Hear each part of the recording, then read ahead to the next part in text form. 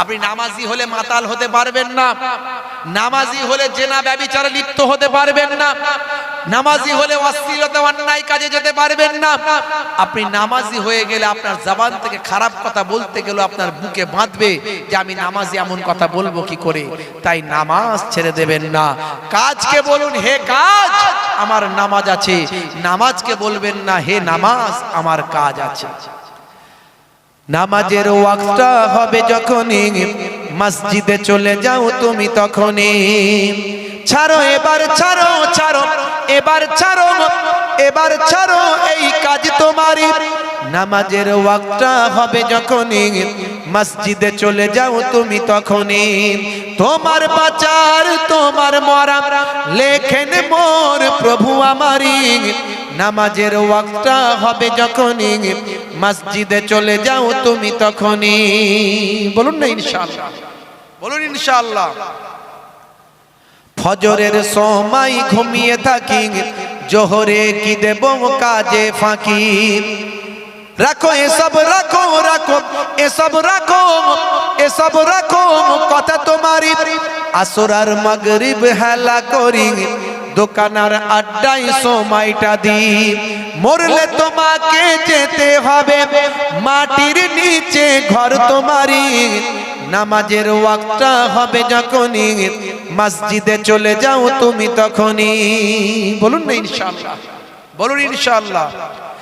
এশার সময় ঘুমিয়ে পড়ি, শরীরটা ক্লান্ত মেলিয়ে দিই। না না এসব বলো না, এসব বলো না, এসব বলো না বান্দা তুমি। রুটি রুজি দিচ্ছে যিনি, জীবন মরণের মালিক তিনি। জোরে হবে না? রুজি রুটি দেওয়ার মালিক কে? জোরে বলেন কে? আর জীবন মরণ নেওয়ার মালিক কে? আল্লাহ। আপনি কারবার করেছেন, বলছেন ওরে বাবু আমি নামাজ পড়তে গেলে আমার দোকানটা কে দেখবে রে বল, হ্যাঁ আমার দোকানটা কে দেখবে? আচ্ছা বলুন তো, খদ্দেরের মনে যদি আপনার দোকানের প্রতি ভালোবাসা আল্লাহ তুলে নেয়, খদ্দের আপনার দোকান পর্যন্ত এসে বলবেন না এই দোকানটায় যাবো না, আর একটা দোকান হচ্ছে ওখানে যাই। এই যে খদ্দেরের মনে ভালোবাসা তৈরি করার মালিকটা কে? আল্লাহ।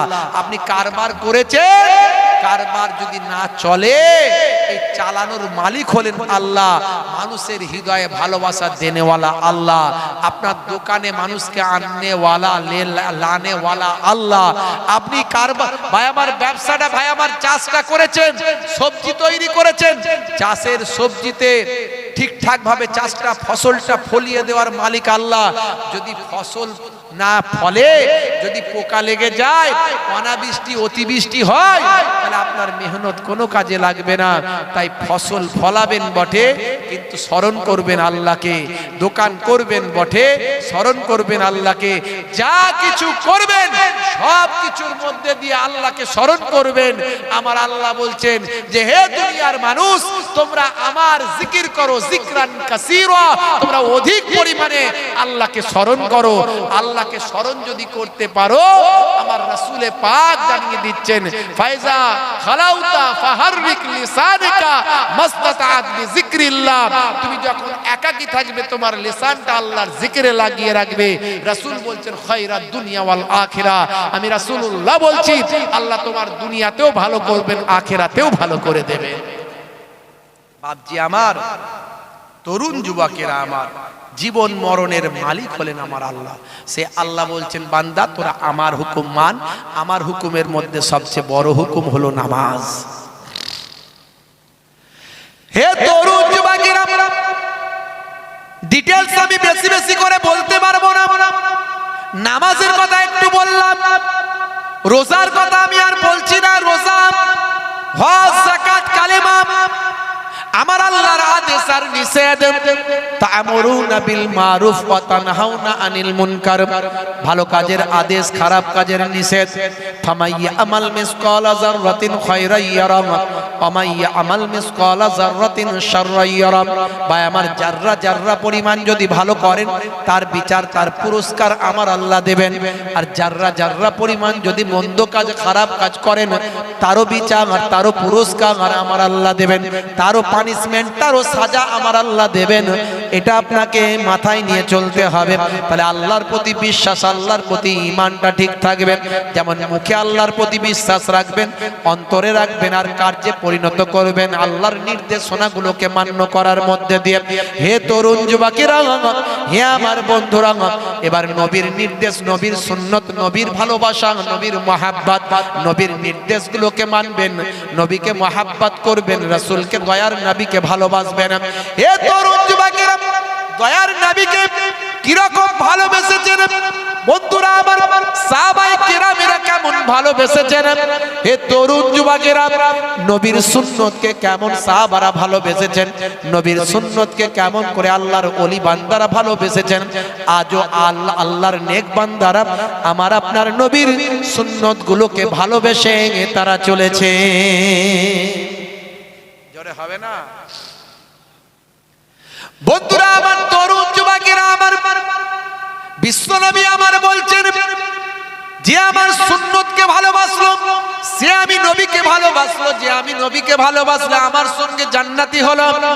ফামান রাগিবা আন সুন্নতি ফালাইসা মিন্নি, যে আমার সুন্নতকে ইনকার করলো, যে আমার সুন্নতকে ঠুকরে দিল, যে আমার সুন্নতকে অস্বীকার করলো, সে আমার দলভুক্ত নয়। হে তরুণ যুবকেরা, হে আমার বন্ধুরা, হে আমার মুরব্বিয়ানেরা, 1450 বছর আগে বিশ্বনবী যে সুন্নতগুলো বলেছেন, সেই সুন্নতগুলো আপনি মেনে চলুন, আপনার দুনিয়া আখিরাতে কামিয়াবি হবেন। দয়ার নবী আমার সুন্নতগুলোর মধ্যে সবচেয়ে বেশি গুরুত্ব দিয়েছেন যে সুন্নতের উপর, সেটা হলো মুখের দাড়ি। আজকে দাড়ি হয়েছে ফ্যাশন, বিরাট কোহলি দাড়ি রেখেছে, হরভজন সিং দাড়ি রেখেছে, লিওনেল মেসি দাড়ি রেখেছে, কথা ঠিক না বল? এই কিছুদিন আগে বিশ্বকাপ খেলা হলো, বিশ্বকাপ ক্রিকেট খেলা হলো না ভাই? এই ফাইনালটা কোথায় হয়েছিল বলেন? অনেকে অনেক কথা বলেছিল, গুজরাটে। হ্যাঁ, আর স্টেডিয়ামটার নাম কি? হ্যাঁ, নরেন্দ্র মোদী স্টেডিয়াম, আমাদের প্রধানমন্ত্রীর নামে। বন্ধুরা আমার, আপনারা জানেন পুরো টুর্নামেন্টে ভালো খেলা খেলেছিল বিরাট কোহলি। অনেক নাম বিরাট কোহলি, মুখে তার দাড়ি আছে দেখবেন ছোট ছোট। এখন আবার বিরাট কোহলির মতো অনেকে দাড়ি রাখছে, বিরাট কোহলির সুন্নত, ওটা নবীর সুন্নত নয়, বিরাট কোহলির সুন্নত।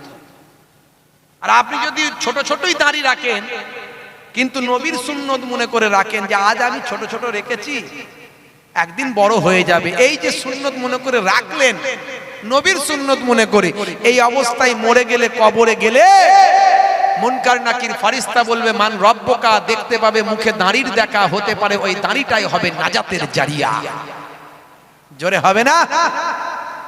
দাড়ি রাখতে লজ্জা পায় মুসলমানের ছেলে। বিরাট কোহলির মুখে দাড়ি আছে দেখে, হরভজন সিং, লিওনেল মেসি থেকে শুরু করে, হাসিম আমলা থেকে শুরু করে অনেক বড় বড় খেলোয়াড় প্লেয়ারদের মুখে দাড়ি আছে। এই বিরাট কোহলি টোটাল টুর্নামেন্টটাই ভালো খেলেছিল, কিন্তু ফাইনালে গিয়ে দুর্ভাগ্যবশত হেরে গিয়েছিল। হার জিতের খেলা তো হার জিতের, আপনারা দেখেছেন বন্ধুরা আমার, তরুণ যুবকেরা আমার, এই খেলায় হার জিত নিয়ে অনেকে অনেক কথা বলেছে। কে মাঠের দোষ দিচ্ছে, কে জায়গার দোষ দিচ্ছে, কে অমুকের দোষ দিচ্ছে, কে তমুকের কথা বলছে, কে কোন খেলোয়াড়ের কথা বলছে। ভাই, খেলায় হার জিত থাকবে। আমার দেশের প্লেয়াররা আমাদের গর্ব, আমার দেশের প্লেয়াররা আমার দেশের সম্মান। যে কোনো ভাবে আমার দেশের সম্মান বিশ্বের যদি সম্মানিত হয় আমার দেশ, এটা আমি গর্ববোধ করি। তো মনে রাখবেন, আমি একটা জিনিস আপনাদের বোঝাতে চাই, বিরাট কোহলি হেরে যাওয়ার পরে তিনি কেঁদেছিলেন, আর তার এগেনস্টে যে দল ছিল, কোন দল জিতেছিল বলেন? অস্ট্রেলিয়া। সে অস্ট্রেলিয়ার ক্যাপ্টেনের নাম কি? গ্রেট ম্যাক্সওয়েল, তাই তো নাকি? ঠিক বললাম? আচ্ছা, ব্যাট কামিংস। আচ্ছা, ও যে তাহলে এসে, আচ্ছা যাই হোক, আপনারা ঠিক বলছেন, হয়তো আমি ভুল বলছি কিনা জানি না। তো ম্যাক্সওয়েল বলে নাম, যিনি ওই সময় ওই সেরা ম্যাচ খেলেছিলেন অস্ট্রেলিয়ার সম্ভবত, তিনি এসে বিরাট কোহলিকে পাশে গিয়ে দাঁড়িয়েছিলেন। ওই সময় তিনি সেলিব্রেশন করেন। আমার বলার উদ্দেশ্য এটা, গ্রেট ম্যাক্সওয়েল তিনি, আমি তো খেলা দেখিনি, হয় তিনি ক্যাপ্টেন ছিলেন কিংবা ওই ম্যাচের একজন সেরা খেলোয়াড় ছিলেন। তো যাই হোক, তিনি কিন্তু বুঝতে পারলেন যে এই টোটাল টুর্নামেন্টে ভালো খেলেছে যিনি, সেই বিরাট কোহলি আজকে কিন্তু খুব মর্মাহত, খুব দুঃখিত, তিনি কাঁদছেন। তা আমি জিতেছি বটে, কিন্তু জেতার পরেও আমার সেলিব্রেশন করার থেকে, আনন্দ উপভোগ করার থেকেও আমার বন্ধু আজকে ভালো খেলে দুঃখ পাচ্ছে, তার পাশে গিয়ে দাঁড়ানো উচিত। তাই 10 নাম্বার জার্সিটা নিয়ে গিয়ে বিরাট কোহলিকে বলেছিল সই করে দিতে। এই যে সৌজন্যবোধ, আমার বলার উদ্দেশ্য এই পয়েন্টটা, এই যে সৌজন্যবোধ দেখিয়েছিল, এটা তারা দেখিয়েছে, তারা দুজন খেলোয়াড় একে অপরকে দেখিয়েছে। আজকে আমরা এই নবীর নির্দেশ, আমার নবী সৌজন্যবোধ দেখাতে বলেছেন।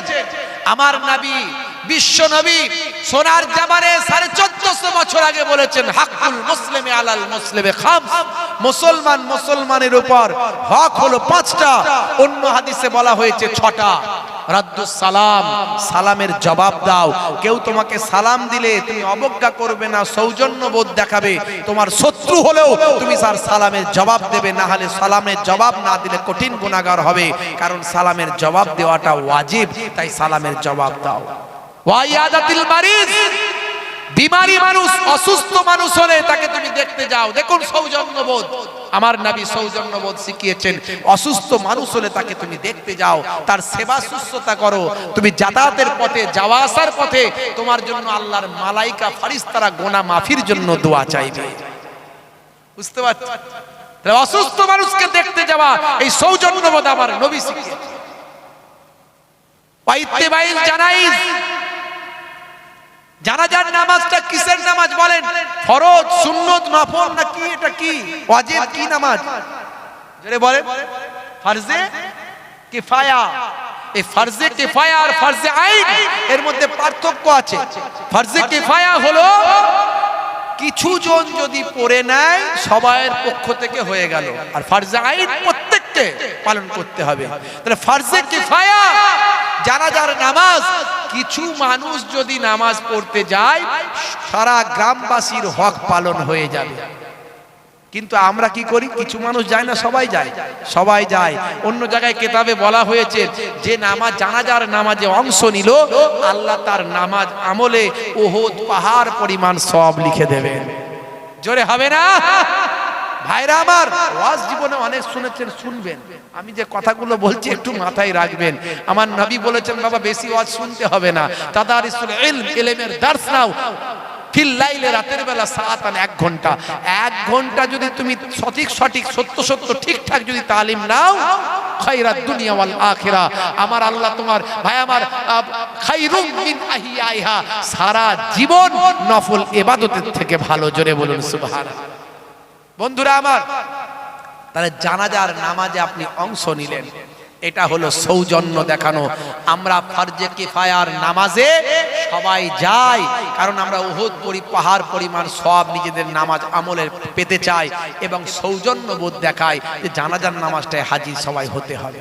এই যে সৌজন্যবোধ আমার নবী শিখিয়েছেন, এরকম অসংখ্য আমি বলতে পারি, বেশি কথাই যাব না। হে তরুণ যুবকেরা, 1450 বছর আগে বিশ্বনবী আপনাকে আমাকে যা শিখিয়েছেন, সবের মধ্যে বিজ্ঞান আর বাস্তবতা আছে, সবের মধ্যে আন্তরিকতা আছে, মহাব্বত আছে, প্রেম আছে, ভালোবাসা আছে। হে তরুণ যুবকেরা, হে আমার মুরব্বিয়ানেরা, শুনে রেখে দিন বাবা, জেনে রেখে দিন বাবা, 1450 বছর আগে বিশ্বনবী আমার বললেন, ইউহিব্বুল হালওয়া ওয়াল আসাল, ভাই আমার মিষ্টি খাওয়া এবং মধুপান করা আমার নবী পছন্দ করতেন, নবী আমার ভালোবাসতেন মিষ্টি খাওয়া, নবী আমার মধু খাওয়া পছন্দ করতেন, ভালোবাসতেন। আমি কত কথা বলবো, বেশি কথা বলবো না। যেগুলো নবী আমার করেছেন বা করতে বলেছেন সবের মধ্যে বিজ্ঞান আর বাস্তবতা আছে। হে তরুণ যুবকেরা, 1450 বছর আগে গবেষকরা গবেষণা করছেন, গবেষণা করে তারা বলছেন ভাই আমার কার্ডিও ভাস্কুলার নামে আমাদের শরীরে একটা কার্ডিও রোগ হয়, মারাত্মক হার্টের একটা সমস্যা হয়। যদি নিয়মিত যদি খাওয়া দাওয়ার পরে ভাই আমার এক পাতে যদি একটু মিষ্টি রাখা হয়, একটু যদি মিষ্টি খাওয়া দাওয়ার পরে খাওয়া হয়, তাহলে আমাদের হজম শক্তি ভালো হবে এবং মারাত্মক কার্ডিও ভাস্কুলার এরকম ভয়ঙ্কর রোগ থেকে শরীর আমাদের রক্ষা পেতে পারে। এটা বলছে বিজ্ঞানী, এটা বলছে স্বাস্থ্য বিশেষজ্ঞরা। আর মধু হলো সর্দির জন্য থেকে শুরু করে এমন অনেক রোগের মহা ঔষধ হলো মধু। এ তরুণ যুবকেরা, 1450 বছর আগে বিশ্বনবী যা বললেন আজকের যুগে বিজ্ঞান আর বাস্তবতায় প্রমাণিত হয়। মিষ্টি খেলে অ্যাসিডের ক্ষরণের পরিমাণ কমে যায়, হজম শক্তি বেড়ে যায়, শরীর স্বাস্থ্য আমাদের সুন্দর থাকে, আমাদের খিদেটা ঠিকঠাক কমপ্লিট হয়। হে তরুণ যুবকেরা, এই রকম ভাবে আল্লাহর নবী 1450 বছর আগে যা বলেছেন নবী আমার বলেছেন, হে সাহাবী তোমার হার্টের সমস্যা, হাদিসের মধ্যে এসেছে নবী আমার জানিয়েছেন তোমার হার্টের সমস্যা হয়েছে, তুমি আজুয়া খেজুর খাও। আজুয়া খেজুর হার্টের সমস্যার জন্য উপকার, জোরে বলুন সুবহানাল্লাহ। আজুয়া খেজুরের ইতিহাস আমি বলেছি, সালমান ফার্সি হুজুরের বাগানে প্রথম আজুয়া খেজুর শুরু হয়। আমার নবী পোড়া বীজ দিয়ে শুরু করলেন। ইহুদি হযরত সালমান ফার্সি হুজুরকে ছাড়বে না, সেজন্য বাহানা তৈরি করলো যে বীজগুলো পোড়া বীজ দিয়ে দিল, বলে এইগুলো গাছ হতে হবে, গাছ হলে ফল হবে তবে আমি ছাড়বো। আমার নবী ওই পোড়া বীজগুলো আল্লাহর নাম নিয়ে বসাতে শুরু করলেন। তৎক্ষণাৎ আমার আল্লাহর কুদরতি ক্ষমতায় পেছন দিকে শেষে যখন তাকিয়ে দেখলেন চারা ফুটে গেছে। ওই পোড়া বীজ থেকে আল্লাহ গাছ বানালেন, পরে ফল দিলেন, ফলগুলো সব কালো কালো ফল হলো এবং সবচেয়ে সেরা খেজুর হলো, সেই খেজুরটা হলো আজুয়া খেজুর। মদিনা শরীফে ভাই আমার সেখান থেকে চাষ শুরু হলো, জোরে বলুন সুবহানাল্লাহ। এই আজুয়া খেজুর এটা হলো হার্টের উপকার। বিশ্বনবী আমার বলেছেন, হাদিস পাকের মধ্যে এসেছে, যে ব্যক্তি সকালবেলা 7খানা আজুয়া খেজুর খাবে সারাদিন তার শরীরে কোনো জাদু ক্রিয়া করবে না। জাদু তো দূরের কথা, এমন কি কোনো শারীরিক বিষক্রিয়াও শরীরে করবে না, শরীরে কোনো বিষক্রিয়া ইফেক্ট করবে না, শরীর থেকে বিষক্রিয়াও নষ্ট হয়ে যাবে। হে তরুণ যুবকেরা, হে আমার মুরব্বিয়ানেরা, শুনে রেখে দিন বাবা, জেনে রেখে দিন বাবা, বিজ্ঞানীরা এতদিন পর্যন্ত নবী যা বলেছেন সব তারা গবেষণা করে দেখেছেন।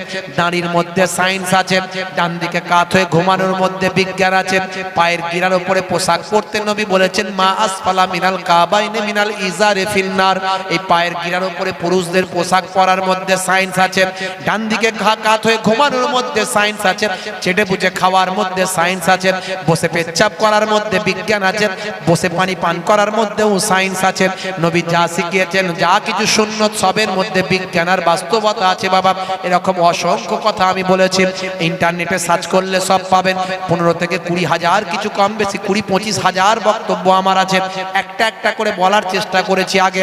হে তরুণ যুবকেরা, হে আমার বন্ধুরা, সালটা হলো 2020 সাল, জায়গাটার নাম হলো ইংল্যান্ডের ম্যানচেস্টার বিশ্ববিদ্যালয়।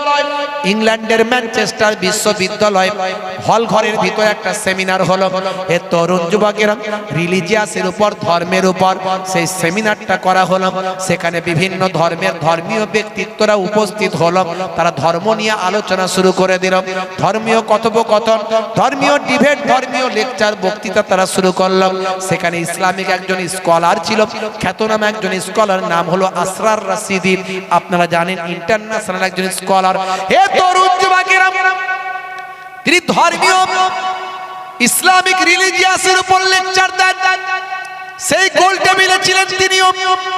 সেই সময় একজন নাসারাদের পণ্ডিত বলল, হে আসরার রাশিদি ভাই, আপনার নবী যা বলেছেন সবের মধ্যে বিজ্ঞান বাস্তবতা আছে, আমি মেনে নিচ্ছি, অনেক কিছু প্রমাণিত হয়েছে, আমি এর আগে অনেকগুলো উদাহরণ দিয়েছি কোরআন থেকেও, আজকে আমি বেশি কিছু বলবো না। আমি এর আগে বলার চেষ্টা করেছি, ইন্নামা হাররামা আলাইকুমুল মাইতাতা ওয়াদ-দামা ওয়া লাহমাল খিনজির, আমার আল্লাহ খিনজিরের গোশত খাওয়া হারাম করেছেন। খিনজির যদি আপনি খান, খিনজির মানে হলো শূকর, পিগ, পিগ ইংরেজিতে বলে পিগ। এই শূকর যদি আপনি খান, শূকরের গোশত যদি আপনি খান, কি আপনার ক্ষতি হতে পারে? আমি বলছি না, গুগল সার্চ করবেন পাবেন। 1450 বছর আগে আল্লাহর কোরআন পিগ খাওয়া, শূকর খাওয়া হারাম করেছেন।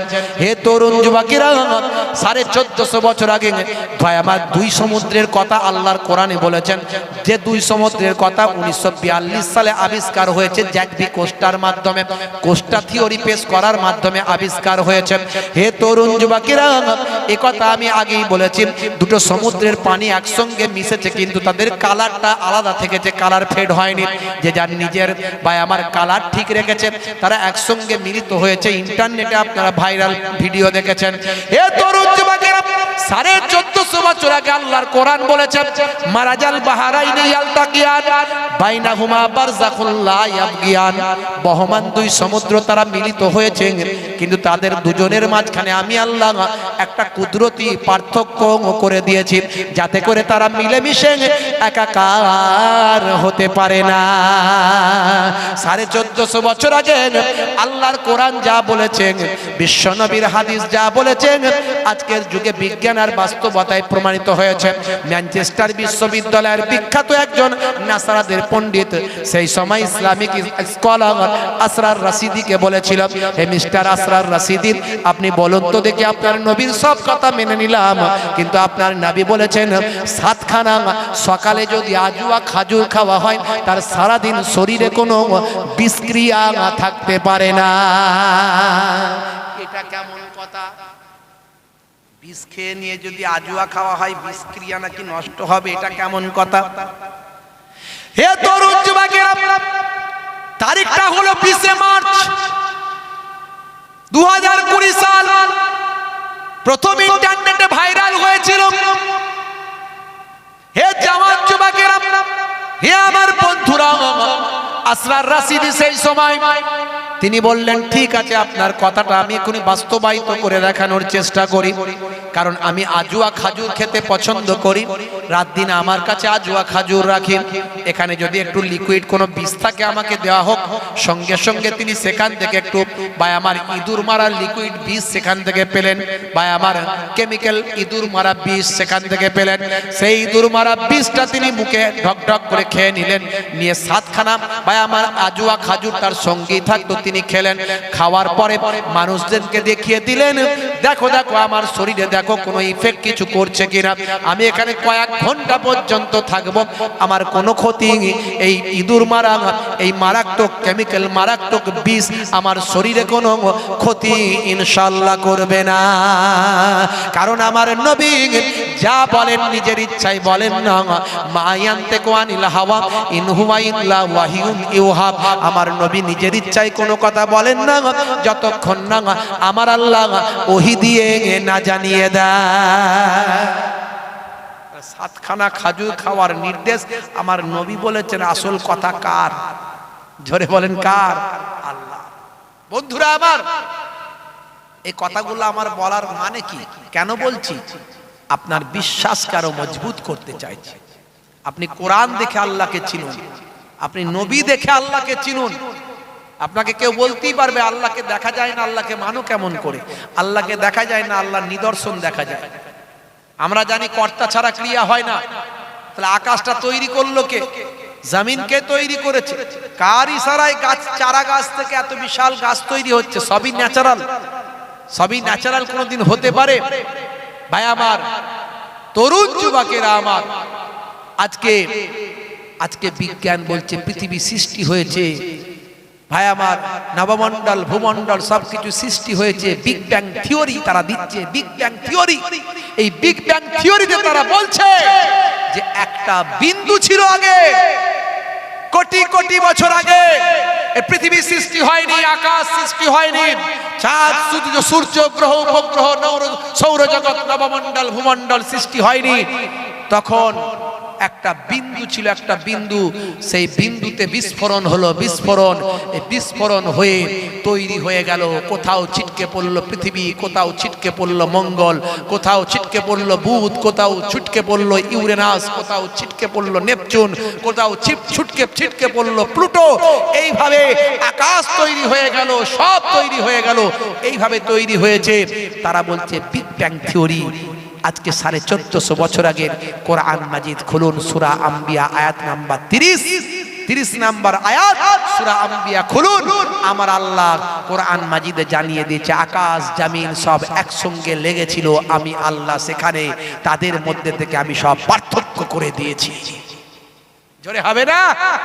জোরে হবে না? বন্ধুরা আমার, আজকে যেটা গবেষণা করা হচ্ছে 1450 বছর আগে আল্লাহর কোরআনে লিপিবদ্ধ হয়েছে। কে মানলো আর কে মানলো না দেখার দরকার নাই, কিন্তু আমার আপনার থেকে সেরা সেরা মানুষগুলো মেনেছে। কেসিয়া স্কেলে আমার আপনার থেকে হেভি লোক, সেরা মানুষ, greatest person in the world, সারা পৃথিবীর মধ্যে একজন শ্রেষ্ঠ মানুষ কেসিয়া স্কেলে। তাকে পৃথিবীতে কেনা চেনে, বিশ্ব হেভিওয়েট 3 বার চ্যাম্পিয়ন, তিনি কিন্তু চিনেছেন, আল্লাহ মেনেছেন, নবী মেনেছেন। মাইকেল জ্যাকসন, শাহরুখ খান, সলমান খান করে আমাদের ছেলেরা। মাইকেল জ্যাকসন যখন মারা গিয়েছিল 4 ঘন্টার জন্য গুগল আউট হয়ে গিয়েছিল, আউট অফ, ভাই আমার, out of market, out of mobile থেকে আউট হয়ে গিয়েছিল, আউট অফ ওয়ার্ল্ড, ভাই আমার, ওয়ার্ল্ড থেকে, পৃথিবী থেকে গুগল হারিয়ে গিয়েছিল 4 ঘন্টার জন্য। মাইকেল জ্যাকসনকে নিয়ে পৃথিবীর মানুষ গুগলে এত সার্চ করেছে যে গুগল আর তার সহ্য করতে পারে না, সহ্য ক্ষমতা হারিয়ে ফেলে মার্কেট থেকে আউট। ভাই আমার, সেই মাইকেল জ্যাকসন মারা যাওয়ার আগে বুঝতে পেরেছিল আল্লাহ ছাড়া বাঁচার কোনো রাস্তা নাই, আর প্রফেট মুহাম্মদুর রাসূলুল্লাহর মতো মহামানব পৃথিবীতে আর কেউ নাই। পড়ে নিলেন কালেমা পড়ে, ভাই আমার, মাইকেল জ্যাকসন মিকাইল নাম নিয়ে ঈমান কবুল করেছিলেন। হে তরুণ যুবকেরা, মিস্টার প্রেইল, এই অল্প কিছুদিন আগের কথা বলি, কষ্ট হচ্ছে আপনাদের? হ্যাঁ হুদা ছেড়ে দে, আমি খেতে পাচ্ছি। বিরিয়ানি হয়েছে নাকি? হ্যাঁ, অনেক আগে হয়ে গেছে, সব অনেক আগে হয়ে গেছে, নতুন কথা শুনতে হবে। বন্ধুরা আমার, তরুণ যুবকেরা আমার, নতুন বছরের কথা বললাম, আবার কথা বলবো। বন্ধুরা আমার, এই কষ্ট হচ্ছে আপনাদের? ঠান্ডা লাগছে? শেষ করে দেবো? অনেকে মনে করছে করে দিলেই ভালো হয়, তাড়াতাড়ি বিরিয়ানি খায় আর ঘুমায়। খুব সংক্ষেপে খিচুড়ি, আবার গজল শুনলে, কে আবার কি পৃথিবী কেমন করে তৈরি হয়েছিল শুনলে, কত লোকের কত কথা, ওই জন্য আমি জিজ্ঞাসা করিনি কি বলবো। ভাইরা আমার, তরুণ যুবকেরা আমার, দরুদ শরীফ আল্লাহুম্মা